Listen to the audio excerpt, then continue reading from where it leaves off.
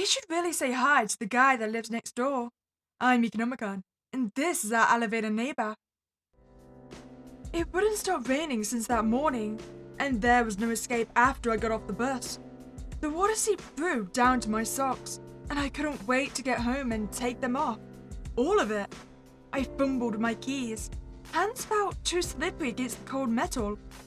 I was tired, annoyed, uncomfortable, and soaking wet. I hated rainy seasons so much.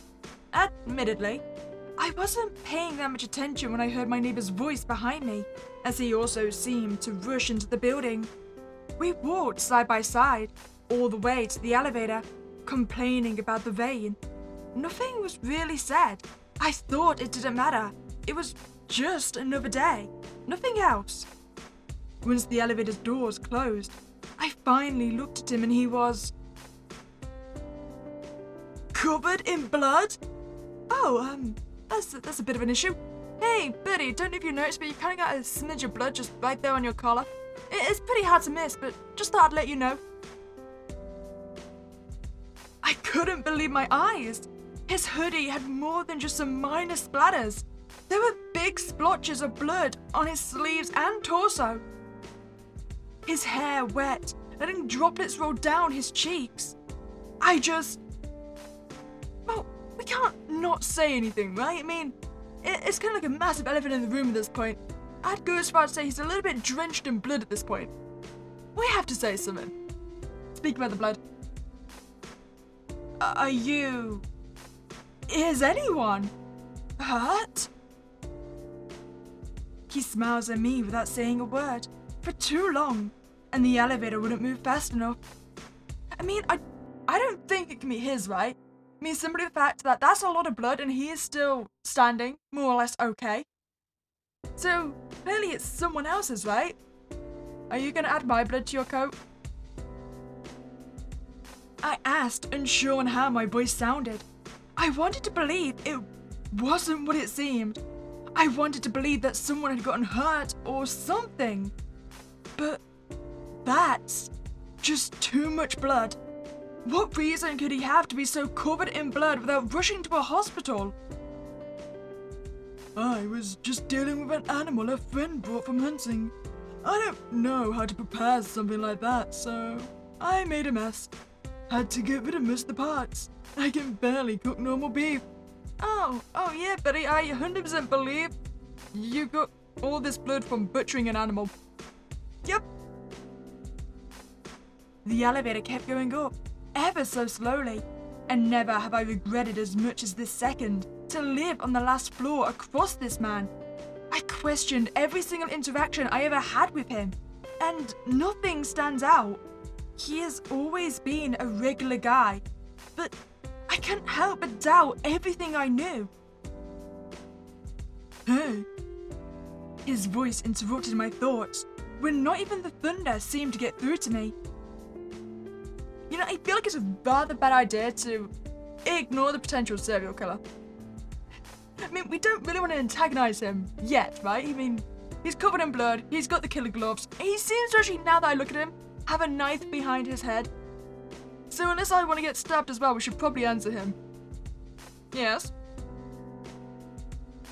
He smiled gently at me, but his face had blood rolling down, and I couldn't help but get more freaked out than before. We shouldn't be on the elevator. I think that with this storm, it's a matter of time before this whole building loses power. Always the rational man. But how could he act like normal in this sort of situation? Shouldn't he be worried I might do something? Say something. He looked at me in silent concern. Listen, I don't think he's got anything to worry about. I mean, we're currently in an enclosed space with a potential murderer. I mean, he could just very easily kill us. Ah, man, but you could have warned me about the elevator breaking down before I got on said elevator. It doesn't really help us currently. Well, we could just ask him outright, are you going to kill me? You know what? If you're going to kill me, I'm going to acknowledge the fact you will. Are you going to kill me if I don't listen? And where did you get those sort of ideas from? His voice was raspy and scary. He smiled at me, and for the first time ever, I noticed his teeth were sharp and pointy, like a shark. Oh, but they're also so tiny. I'm not gonna lie, they're kind of adorable. Humans are all the same, he complained, frustrated and tired. Once we got to our floor, the doors opened and he left in a huff. He didn't bother looking back at me. From that day on, he never talked to me again. He started to avoid me more than I was avoiding him. Oh, I think I offended the potential serial killer. I called the police and I knew a detective came by, but nothing happened. Everything went quiet. He would glare at me from a distance, but that was where all this ended. Oh, ending 1. Just forget about it. I still don't believe you got covered in blood from butchering. I'm curious. Do you think there's actually an ending where we can get him to kill us if we're just completely rude to him? So say nothing. The uncomfortable silence was palpable, and my throat refused to make any sounds. We had been talking a few moments ago, and now I wouldn't dare utter a word, frozen and paralyzed on my spot on the elevator. He keeps talking about the rain and complaining about how wet all of his clothes are, but I say nothing, petrified. The elevator kept going up, ever so slowly, and never have I regretted as much as this second to live on the last floor across this man. I questioned every single interaction I ever had with him, and nothing stands out. He has always been a regular guy, but I couldn't help but doubt everything I knew. Hey! His voice interrupted my thoughts, when not even the thunder seemed to get through to me. Nope, we're still not gonna say a thing to you. He seemed annoyed at me, but I can't meet his eyes. Always the rational man, but how could he act like normal in this sort of situation? Shouldn't he be worried I might do something? Say something. He looked at me in silence, concerned. I'm still gonna say nothing to you. He grumbled under his breath. Humans are all the same, he complained, frustrated and tired. Once we got to our floor, the doors opened and he left in a huff. He didn't bother looking back at me. Wait, have I just got ending 1 again? Oh, apparently I can't actually annoy him enough to kill me. Okay, let's try a completely different approach. How about we just ignore the existence of the blood completely and say something about the rain? Every year is the same with the rain. Does it ever stop? Do we really have to get used to it? He sighed, annoyed. I just can't get used to how rainy it gets. Every year I think I'm prepared, but nope. He sounds normal, just like the man I know lives across from my apartment. The elevator kept going up, ever so slowly, and never have I regretted as much as this second to live on the last floor across this man. I questioned every single interaction I ever had with him, and nothing stands out.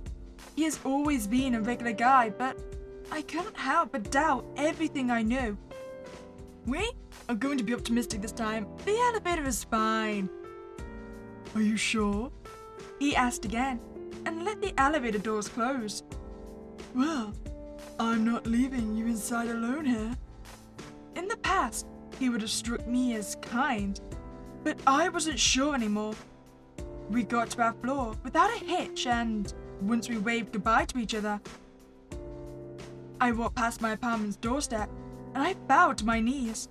I didn't want to believe any of it, but tomorrow came, and everything was the same. The following days were exactly the same as they always were. He greeted me with a smile and made small talk on the elevator, then waved goodbye. Maybe I should forget about it. Maybe I'm just imagining things. It is just another day after all. Oh, I think I found the last ending. So it was a combination of asking about the blood and just annoying him by being silent. For a brief moment, I looked at him and he flashed me a toothy smile, while his eyes narrowed. Well, I can't do this. Dull bloods are a problem when they get scared.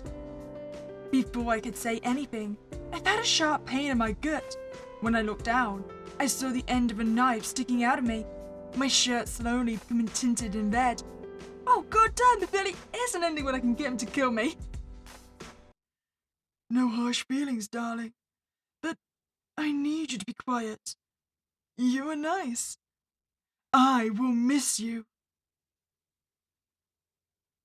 Oh, apparently I was a bit of an inconvenience.